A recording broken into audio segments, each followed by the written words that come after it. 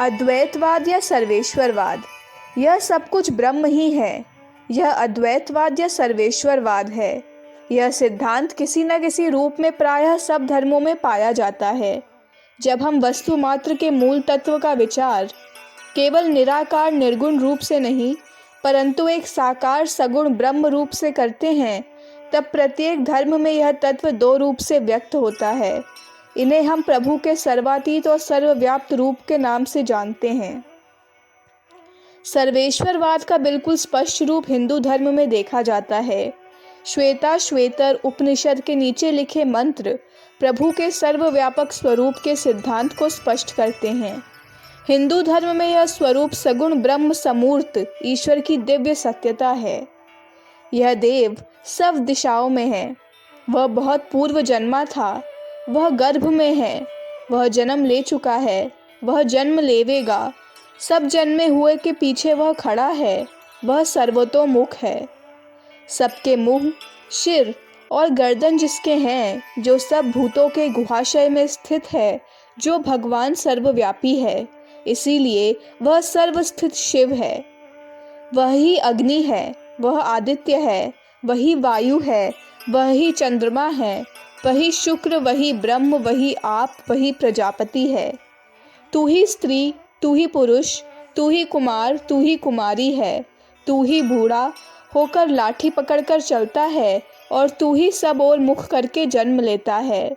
नीली तितली, हरा पक्षी, लाल रंग का पशु, बिजली को गर्भ में धारण करने वाला बादल, जंतु और सब समुद्र, इन सब का अनादि रूप तू है।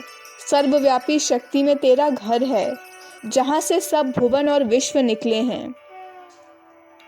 इसी श्वेता श्वेतर उपनिषद में नीचे लिखे श्लोक भी हैं, जिनसे प्रकट हो जाता है कि हिंदू विचारकों ने भगवान के सर्वातीत और सर्वव्यापक स्वरूपों के किस प्रकार समन्वय किया था।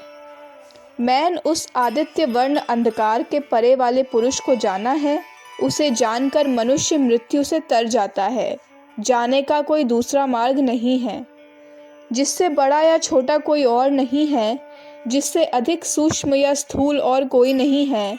जो वृक्ष के समान आकाश में स्तब्ध अकेला खड़ा रहता है, उस पुरुष से सर्वपूर्ण है। उसे न ऊपर से, न नीचे से, न बीच से कोई समझ सकता है। न उसकी कोई प्रतिमा है। जिसका नाम महत यश है, उसका रूप नज़र के भीतर नहीं आता। कोई उसे आँख से नहीं देख सकता। जो इसे हृदय और मन की सहायता से हृदय में स्थित जानते हैं, वे ही अमर हो जाते हैं। वही एक 10 भुवन विश्व के मध्य में आता जाता है। वही अग्नि है।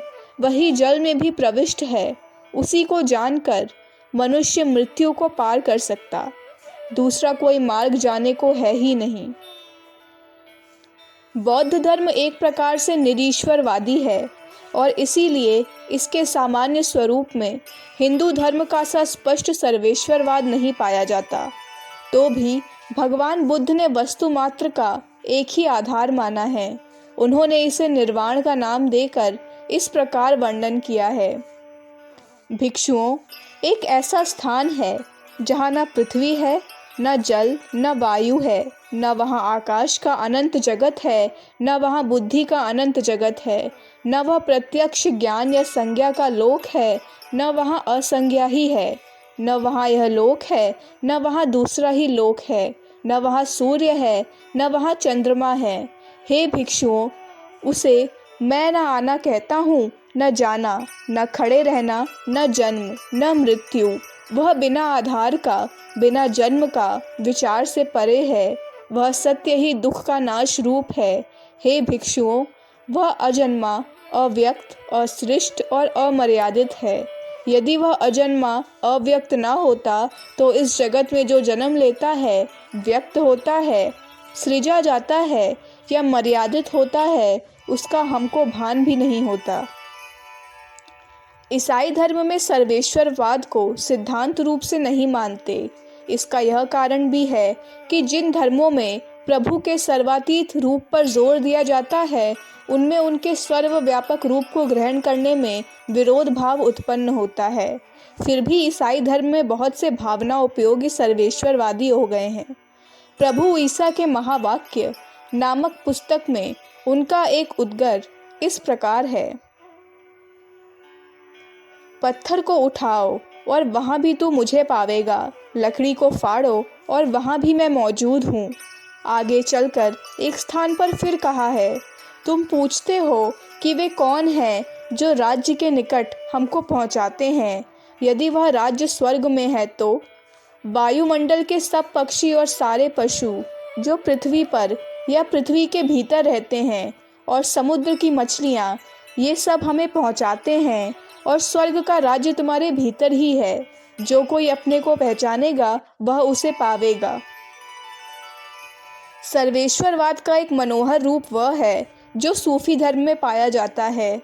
ईरान का भावना योगी कवि ताई कहता है, प्रकृति के प्रत्येक परमाणु को ईश्वर ने ऐसा दर्पण बनाया है जिससे उसके मुख की सुंदरता झलकती है। गुलाब के फूल से उसकी सुंदरता प्रकट होती है और बुलबुल पक्षी उस सुंदरता को देखकर प्रेम से पागल बन जाता है। उसी अग्नि से दीपक की ज्योति में वह प्रकाश आया जो पतंग या परवाने को मुंह में डालकर जला देता है। सूर्य पर जब उसका सौंदर्य चमका तो तुरंत ही पानी की लहर में कमल की कली निकल पड़ी। सावधान, ऐसा मत कहो कि वह परम सौंदर्य है और हम उसके प्रेमी हैं। तुम तो केवल दर्पण मात्र हो और दर्पण के सामने वही खड़ा है जिसकी छाया दर्पण पर पड़ती है। वही अकेला व्यक्त है और तू तो वास्तव में ढका है। वह दर्पण भी है, वह रत्न राशि और तिजोरी दोनों हैं। इसमें मैं और तू को स्थान नहीं है। यह तो केवल खाली मिथ्या छाया या आभास मात्र है। विज्ञान के आधुनिक काल में भी सर्वेश्वरवाद की गूंज इमर्सन आदि दार्शनिक के लेखों में मिलती है। इस मन या विश्वात्मा में प्रत्येक मनुष्य का जीवन समाया हुआ है और वह जीवन दूसरे सबके साथ एकत्व का अनुभव करता है। वही एक सर्वसामान्य हृदय है। मनुष्य के भीतर जो पूर्ण विश्वात्मा स्थित है वही प्रज्ञा पूर्ण मौन रूप है, विश्वव्यापी सौंदर्य रूप है। प्रत्येक अंश और प्रत्येक कण का उस पूर्ण से पूरा संबंध है। वही सनातन है। इसमें दृष्ट, दृश्य, दर्शन और चश्मा अथवा आत्मा अनात्मा सब एक ही है। इस विवेचन से हम इस निष्कर्ष पर पहुंचते हैं कि भारतीय उपनिषदों ने जिस अद्वैतवाद का प्रचार किया था उसका प्रभाव संसार के सभी धर्मों और देशों पर पड़ा। इससे मनुष्य को इस बात का ज्ञान हुआ कि विश्व में जो कुछ है सब ईश्वर के अस्तित्व के विभिन्न रूप ही हैं। इस जगत को ईश्वर ने ही रचा है और ईश्वर उस सब में व्याप्त है और इस जगत के से परे भी स्थित है। यह अद्वैत ज्ञान केवल दर्शन शास्त्र की बातें नहीं हैं।